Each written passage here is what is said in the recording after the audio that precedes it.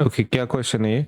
The speed of sound in air is about 331 at 0 degree Celsius and 344 meter per second as 22 degree Celsius.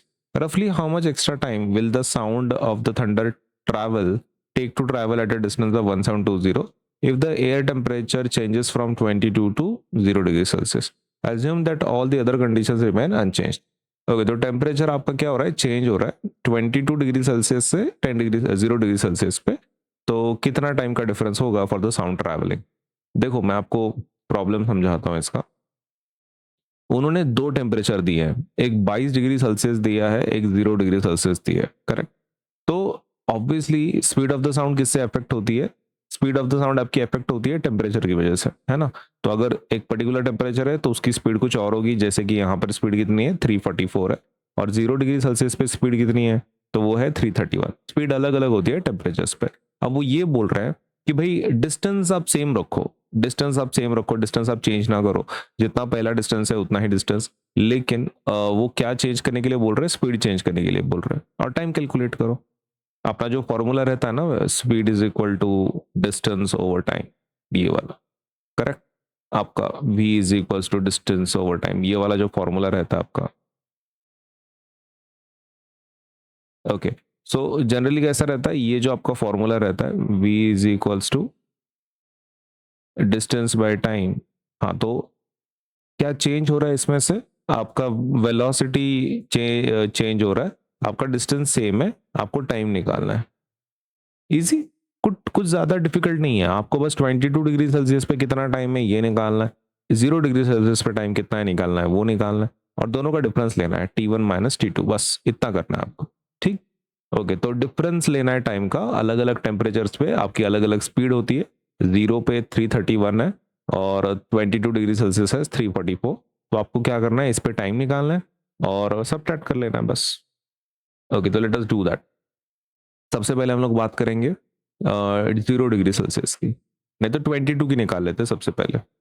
Eight eight 22 degree Celsius, है ना? Okay, तो 22 degree Celsius पे what is the speed? Speed कितना है? Speed is equals to v1 पकड़ लेते हैं उसको, और वो है 344 मीटर पर सेकेंड। ठीक है, आपका टाइम जो है यहाँ पे वो पकड़ लेते हैं हम लोग,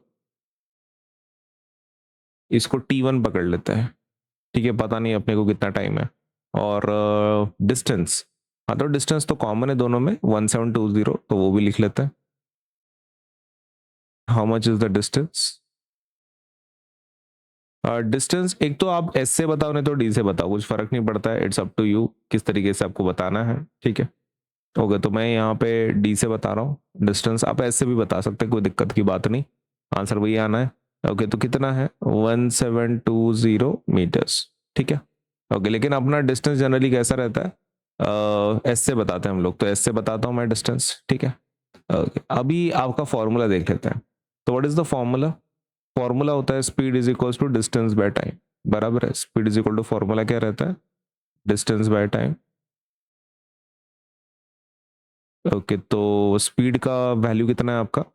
इसको मैं S1 बोल देता हूँ, बाय द वे सबको अपन ने 1 1 नंबर दिया है, V1 T1 S1, तो डिस्टेंस को भी S1 बोल देंगे। तो स्पीड को आप कौन सा अल्फाबेट से बता रहे हो? V1 से। डिस्टेंस को कौन से बता रहे हो? S1। और T को कितना बता रहे हो? T1 से। आपको चाहिए क्या? आपको चाहिए T1, तो T1 will be equals to S1 by V1। S1 मतलब क्या है? S1 मतलब आपका डिस्टेंस है, और वो कितना है 1720। ओके, तो let us put that value 1720 divided by velocity. अब ये वेलोसिटी कितनी है? वेलोसिटी है 344, तो दिस इज 340, बराबर है? Okay, now what you to do is you have to divide this. अब ये नंबर कैसा ना परफेक्ट डिवाइड जाता है, ये नंबर परफेक्ट डिवाइड जाता है। Let me show you. Suppose आप अगर मल्टीप्लाई कर रहे हो 344 इंटू 5, तो 5 से परफेक्ट डिवाइड जाता है। 5 4 ज़ा 20, 2 कैरी, 5 4 ज़ा 20 प्लस 2 22, 2 कैरी, 5 3 ज़ा 15 16 17, सी 1720 आ रहा है इसका आंसर। तो इसका मतलब ये डायरेक्टली डिवाइड जाता है नंबर। 344 1 ज़ा 344 कितने ज़ा 5 ज़ा, तो आपका T1 का वैल्यू कितना आ रहा है? T1 वैल्यू आ रहा है आपका 5 सेकेंड, बराबर है। This is your answer. कौन सा? फर्स्ट टाइम आपका 22 डिग्री सेल्सियस पे कितना टाइम लग रहा है साउंड को ट्रैवल करने के लिए? 5 सेकंड लग रहा है। लेकिन आपको 0 डिग्री सेल्सियस पे भी निकालना है, तो अब एक काम करेंगे अपन, यहाँ पे एक, हाँ, एक कंपार्टमेंट खोल लेंगे अपन। इसको इसको मैं ये कर लूँ क्या? नहीं नहीं, तो चलो ठीक है, रहने दो। ओके, अभी अपना सेकंड कंपार्टमेंट बनाएंगे। अभी किसका बनाएंगे? एट 0 डिग्री सेल्सियस पे। ये भी तो करना पड़ेगा ना। चलो लेट अस बिगिन। तो सबसे पहला जो हम लोग इसमें लिखने वाले वो है स्पीड। स्पीड कितना है? तो how much is the speed? Speed actually change है, राइट? 0 डिग्री सेल्सियस पे कितना है? 331। ओके, तो यही तो नंबर चेंज हो रहा है, 331 मीटर पर सेकेंड। और दूसरा टाइम, टाइम निकालना है, इसको T2 बोल देंगे अपन। Okay, how do you have the distance? Yes, I do have the distance. Distance is S2, और जो कि है 1720 मीटर्स। अभी स्पीड की बात करते हैं ना। स्पीड का फॉर्मूला क्या है? Speed is equals to distance over time, बराबर है। ओके, तो आपका स्पीड कितना है? स्पीड हम लोग V2 बताएं इस बार, डिस्टेंस कितना बताएं? S2 बताए हैं, और निकालना क्या है? टाइम, तो उसको T2 बताएं। आपको निकालना क्या है? T2 निकालना है, तो that will be S2 by V2। Okay, तो वैल्यू प्लेस करते हैं। How much is your S2?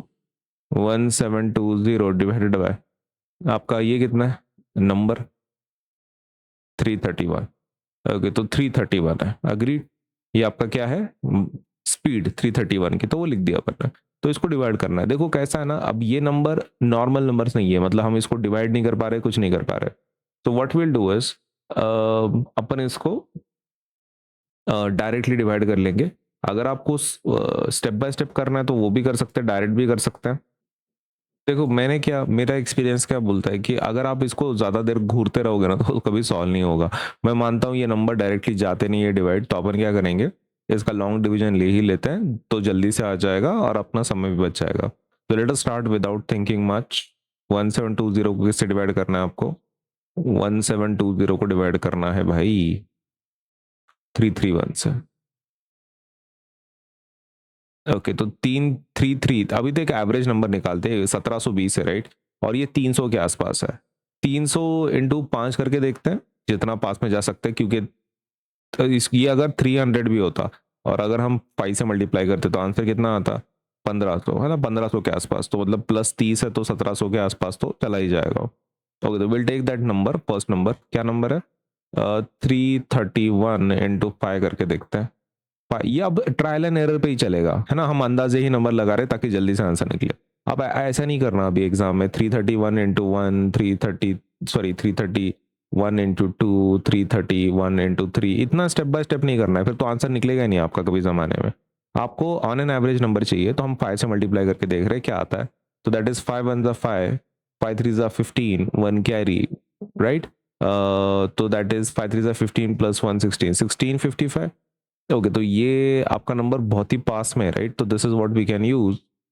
तो पहला नंबर अपना वही है, क्या? फायदा। ओके, तो फायदा कितना आ रहा है? 1655 आ रहा है। ओके, इसको माइनस करके देखते हैं। माइनस करने के बाद कितना आ रहा है? 10 माइनस 5 5, 11 माइनस 5, तो 6, राइट? ये तो 0 0 आ रहा है, तो 65 आ रहा है। 65 एक्चुअली बड़ा नंबर है 331 से, तो एक काम करते हैं, let us give a decimal, एक डेसिमल पॉइंट देता है। डेसिमल की वजह से क्या हो रहा है, आपका ये 0 आंसर आ जाएगा यहाँ पे। डेसिमल की वजह से यहाँ पे नंबर क्या आ जाएगा? 0। अभी इसको फिर से मल्टीप्लाई करके देखते हैं अपन, ठीक है? 331 को एक काम करते हैं, 2 से मल्टीप्लाई करके देखते हैं, तो ये आ जाता है 2 1 ज़ा 2, 2 3 ज़ा 6, 2 3 ज़ा 6, 662। ओके, तो ये बड़ा हो रहा है, राइट? 650 के आगे जा रहा है नंबर वो। ओके, तो 2 नहीं ले पाएंगे, 1 ही लेना पड़ेगा फिर, क्योंकि 2 से तो 662 आ रहा है और अपने को 650 चाहिए, छोटा नंबर चाहिए। इतना ये बहुत आगे जा रहा है, तो अपन नंबर क्या लेंगे फिर? 2 1 से मल्टीप्लाई करेंगे। 1 से मल्टीप्लाई करने के बाद कितना आता है? 331 इंटू 1, तो दैट इज 331, बराबर है ना? 331 इंटू 1 कितना आता है? 1 3 3 331, तो यही लेना पड़ेगा। माइनस करके देखते हैं कितना आता है, 10 माइनस 1 9, 4 माइनस 3 1, 6 माइनस 3 3, 319 आ रहा है। अभी 319 छोटा नंबर है 331 से। ओके, तो डेसिमल अपने पास है, तो this will become what, zero. Correct. तो 3190 को के पास में जाना है। अभी देखो 331 इंटू 10 अगर हम लोग करते हैं, कितना, 331 इंटू 10 अगर हम लोग करते हैं तो ये कितना आ जाएगा, 3310 आ जाएगा। सही है। और ये नंबर थोड़ा बड़ा है as compare to this, right. Okay, तो अपन क्या करेंगे, 331 इंटू 9 करके देखते हैं, क्योंकि 10 तो बहुत बड़ा नंबर हो रहा है, तो एक नंबर पीछे जा रहे हैं हम लोग। तो दिस इज 9 1 जा 9, 9 3 जा 27, 2 कैरी, 9 3 जा 27 प्लस 2 20 29। हाँ, तो I think this is a close number, ये हम यूज कर सकते हैं, 3310 तो यूज नहीं कर सकते। ओके, तो यहाँ पे let us put that number, this is 2979। अब माइनस करते हैं, 10 माइनस 9 कितना होता है, 1। ये कितने सा किए बाय द वे, कितने कितने सा, 9 सा ना। ओके, तो 9 ऊपर लिखते हैं, 5.19।